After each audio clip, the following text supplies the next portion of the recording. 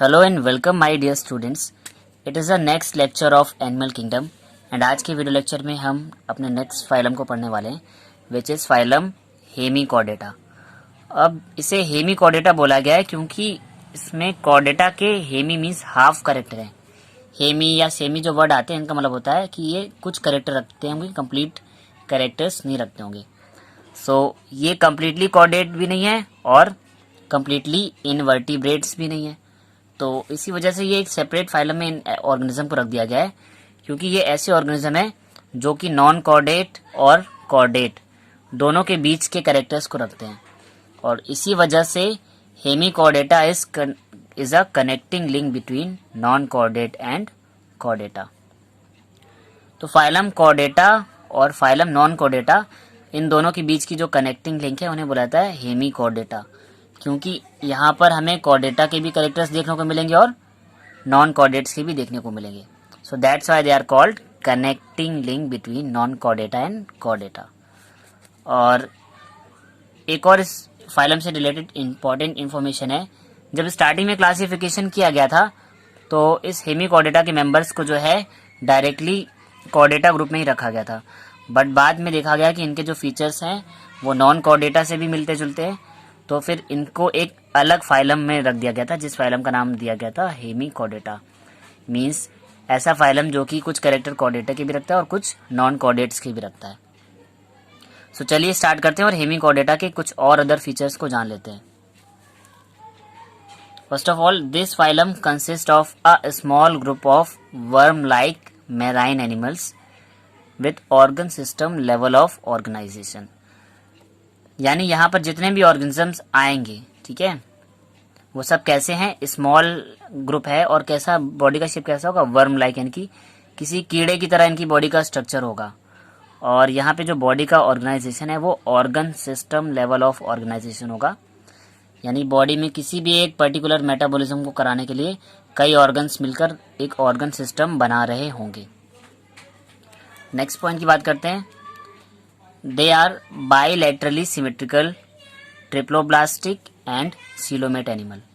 यानी कि इनकी सिमेट्री की बात की जाए तो ये बायलैटरली सिमेट्रिकल है, यानी कि इनकी जो बॉडी है लेफ्ट और राइट इक्वल हाफ में डिवाइड हो सकती है। ट्रिप्लोब्लास्टिक मीन्स यहाँ पे तीनों जर्मिनल लेयर प्रेजेंट हैं, एक्टोडर्म, इंडोडर्म और मीजोडर्म, तीनों की तीनों प्रेजेंट है। और ये सीलोमेट भी है, यानी कि यहाँ पर बॉडी कैविटी यानी कि सीलोम भी प्रेजेंट है। नेक्स्ट पॉइंट पर चलते हैं। तो the body is cylindrical and divided into 3 parts, यानी इनकी जो ऑलमोस्ट जो बॉडी होती है वो उसमें कई सारे सेगमेंट्स नहीं होते हैं, या यहाँ पे मेटामेरिज्म देखने को नहीं मिलती है, जैसे कि अर्थवर्म में, एनालिडा में हमने देखा था कि बॉडी कई सारे सेगमेंट्स में डिवाइड थी। तो ऐसा नहीं है, बॉडी हमारी इनकी सिंगल होगी, अनसेगमेंटेड होगी और सिलेंड्रिकल शेप होगा बॉडी का। और इस बॉडी के अंदर 3 मेन पार्ट्स होंगे। एंटीरियर प्रोबोसिस जो कि एक तरीके से माउथ का वर्क करेगी। मिडिल बीच वाला जो पार्ट है इसको बोला जाएगा कॉलर। ये कॉलर जो है बेसिकली जिन ऑर्गेनिज्म में मॉडिफाइड नेक नहीं होती है तो हम उस पार्ट को कॉलर वर्ड दे देते हैं। तो यहाँ पर जो एंटीरियर पार्ट है जो कि माउथ की तरह फंक्शन करेगा वो है प्रोबोसिस, बीच का मिडिल पार्ट है कॉलर, और उसके बाद लास्ट का जो पूरा का पूरा बॉडी पार्ट बचा हुआ है जिसको हम बोलते हैं लॉन्ग ट्रंक, जो कि पोस्टीरियर यानी कि बॉडी का जो निचला हिस्सा है वो एक लंबी सी ट्रंक है, लॉन्ग ट्रंक। ठीक है, ट्रंक हम इसलिए बोलते हैं क्योंकि एक बॉडी का एक लार्ज कैविटी बना रही होगी, एक बड़ी सी कैविटी बना रही होगी, इसलिए से हम बोलते हैं लॉन्ग ट्रंक। तो हमने जान लिया यहाँ की बॉडी में 3 पार्ट्स होते हैं, एक तो प्रोबोसिस, कॉलर और ट्रंक। नेक्स्ट सिस्टम पे चलते हैं। तो डाइजेस्टिव ट्रैक्ट इज कंप्लीट, यानी कि यहाँ पर हमें कंप्लीट डाइजेस्टिव सिस्टम देखने को मिलेगा, यानी कि यहाँ पे फर्स्ट ओपनिंग माउथ और लास्ट ओपनिंग एनस, यहाँ तक कंप्लीटली डाइजेस्टिव पाथवे होगा, यानी कि यहाँ पे जो एलिमेंट्री कैनाल है इनकी वो कंप्लीटली डेवलप होगी। तो जहाँ पर डाइजेस्टिव सिस्टम माउथ से एनस तक कंप्लीट एलिमेंट्री कैनाल देखने को मिलती है उन्हें हम बोलते हैं complete digestive system. Next point है circulatory system is open type, यानी कि यहाँ पर जो ब्लड का सर्कुलेशन हो रहा है वो ओपन टाइप है, मीन्स जो ब्लड है हमारा वो क्लोज कैपिलरीज में या क्लोज्ड ब्लड वेसल्स के थ्रू टिश्यूज पर या सेल्स तक ट्रांसफर नहीं हो रहा है। हमारा जो ब्लड है वो सेल और टिश्यू के या ऑर्गन्स के डायरेक्ट कांटेक्ट में है। और जब कोई भी वेन या कैपिलरीज देखने को नहीं मिलती है, ब्लड हमारा टिश्यू, सेल्स और ऑर्गन के डायरेक्ट कांटेक्ट में होता है, तो इस टाइप के सर्कुलेशन को हम बोलते हैं open type circulation. So here the circulation of blood is open type. Next point की बात करते हैं, रेस्पायरेशन। तो यहाँ पर जो रेस्पायरेशन होता है, इनके जो मेंबर्स हैं उनमें जो रेस्पायरेशन होता है वो होता है गिल्स के थ्रू। क्योंकि मैंने स्टार्टिंग में ही बताया था कि ये जो सारे के सारे ऑर्गेनिज्म हैं ये मोस्टली कैसे हैं, मैराइन एनिमल्स हैं। और मैराइन एनिमल्स का मतलब है कि ये सारे के सारे समुद्री पानी में देखने को मिलेंगे। तो ये ज़मीन पे तो रहेंगे नहीं, अगर ज़मीन पे रहते तो यहाँ पर लंग्स या बुक लंग्स डेवलप होते, बट ये कहाँ पर हैं, ये तो हमारे अंडर वाटर है, मैराइन कंडीशन में है। तो मैराइन कंडीशन में जो रेस्पायरेशन के लिए दो ही इंपॉर्टेंट ऑर्गन होते हैं, एक तो गिल होता है, गिल के थ्रू रेस्पायरेशन, और दूसरा स्किन के थ्रू रेस्पायरेशन होता है जिसको हम बोलते हैं क्यूटेनियस रेस्पायरेशन, या बॉडी सरफेस के थ्रू होता है। तो यहाँ पर जो रेस्पायरेशन है अंडर वाटर गिल्स के थ्रू होगा। बात करते हैं एक्सक्रीशन की। Excretion occurs through a single glomerulus और प्रोबोसिस ग्लैंड। तो यहाँ पर जो एक्सक्रीटरी ऑर्गन है वो है एक सिंगल ग्लोमेरुलस, यानी कि वही एक ग्लोमेरुलस होगा जो कि हमारे ब्लड को फिल्टर कर रहा होगा। इसी ग्लोमेरुलस को हम प्रोबोसिस ग्लैंड भी बोल सकते हैं। तो जो एक्सक्रीटरी ऑर्गन है वहाँ यहाँ पर वो है ग्लोमेरुलस या प्रोबोसिस ग्लैंड। नेक्स्ट पॉइंट पे चलते हैं। तो अगर सेक्स की बात की जाए तो इनके जो सेक्सेस हैं वो सेपरेट होते हैं, मीन्स सेक्सेस आर सेपरेट, यानी कि मेल बॉडी और फीमेल बॉडी अलग अलग होगी। और जब सेक्सेस सेपरेट होते हैं, मेल और फीमेल कैंडिडेट अलग अलग होते हैं, तो हम उन्हें यूनिसेक्सुअल भी बोल सकते हैं, यानी कि एक बॉडी में एक ही सेक्स होगा, चाहे वो मेल हो चाहे फीमेल हो। या इसी के लिए हम एक और वर्ड यूज़ कर सकते हैं, डाईशियस।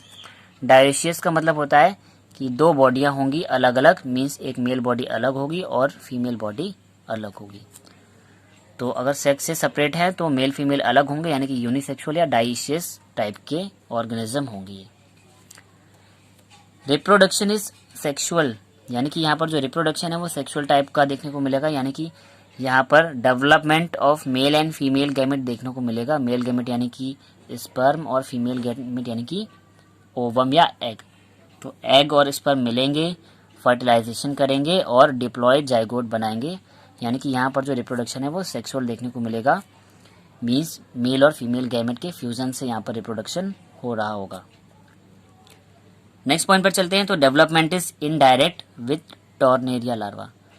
तो यहाँ पर जो डेवलपमेंट है वो इनडायरेक्ट है। इनडायरेक्ट का मतलब मैंने आपको कई बार बताया हूँ और फिर से रिपीट कर देता हूँ कि जहाँ पर एग से डायरेक्टली यंग वंश बनता है तो उसे डायरेक्ट डेवलपमेंट बोलते हैं, और अगर एग से यंग बनने के बीच में कई सारी इंटरमीडिएट बीच की लार्वल स्टेजेस आ जाती हैं तो ऐसे डेवलपमेंट को बोलते हैं इनडायरेक्ट डेवलपमेंट। तो यहाँ पर एग होगा, एग के बाद कुछ लार्वल स्टेजेस होंगी और फिर अडल्ट बनेगा, इसलिए इनका जो डेवलपमेंट है वो इनडायरेक्ट डेवलपमेंट है। और यहाँ पे जो मोस्ट कॉमन लार्वा है दैट इज टॉर्नेरिया लार्वा। तो यहाँ पर टॉर्नेरिया जो लार्वा है ये बेलेनोग्लॉसस का है, और हेमीकॉर्डेटा में ज़्यादा मेंबर्स देखे नहीं गए, लिमिटेड नंबर्स हैं, तो यहाँ पे एग्जाम्पल भी बहुत लिमिटेड ही होंगे इनके। तो ये टॉर्नेरिया लार्वा आपके एग्जाम के पर्पज से इंपॉर्टेंट है, पूछा जाता है टॉर्नेरिया लार्वा किस फाइलम का मेंबर है, तो that is of Hemichordata. Last point, fertilization is external, यानी कि जो फर्टिलाइजेशन है मेल और फीमेल गैमेट जो मिलेंगे वो बॉडी के बाहर मिलेंगे। अगर इंटरनल होता तो फर्टिलाइजेशन को हम यानी कि अगर बॉडी के अंदर फर्टिलाइजेशन हो रहा होता तो हम बोलते हैं इंटरनल, बट यहाँ पे जो फर्टिलाइजेशन है एक्सटर्नल है, यानी कि बॉडी के बाहर वाटर स्ट्रीम में, यानी कि पानी के बहाव में ही यहाँ पर मेल और फीमेल गैमेट यानी कि एग और स्पर्म मिलेंगे और वहीं पर फर्टिलाइजेशन बॉडी के बाहर होगा, तो हम बोल सकते हैं दैट फर्टिलाइजेशन इज एक्सटर्नल। अब इनके जो एग्जाम्पल हैं, दो कॉमन एग्जाम्पल हैं, एक तो बेलानोग्लॉसस और एक सेकोग्लॉसस। तो हेमीकॉर्डेटा में कुछ लिमिटेड फीचर्स ही होते हैं, क्योंकि ये जो है कॉर्डेट और नॉन कॉर्डेट के बीच की कनेक्टिंग लिंक है, और साथ ही ये एक इंटरमीडिएट फाइलम है जो कि कॉर्डेट्स, नॉन कॉर्डेट से लेके कॉर्डेट के बीच में डेवलपमेंटरी स्टेज को शो कर रहे हैं। तो इसी वजह से इनको बोला गया है connecting link between chordate and non chordate. सो आज की वीडियो में इतना ही स्टूडेंट। नेक्स्ट वीडियो में जैसे कि हमने आज हेमी कॉर्डेटा को फिनिश कर दिया, तो नेक्स्ट वीडियो में हम स्टार्ट करेंगे फाइलम कॉर्डेटा से।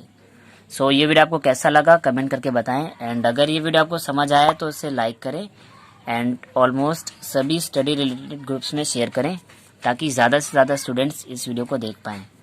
साथ ही चैनल को सब्सक्राइब कर लें और बेल आइकन भी प्रेस कर लें ताकि आने वाले अपकमिंग वीडियोस की नोटिफिकेशन आपको टाइमली मिलते रहें।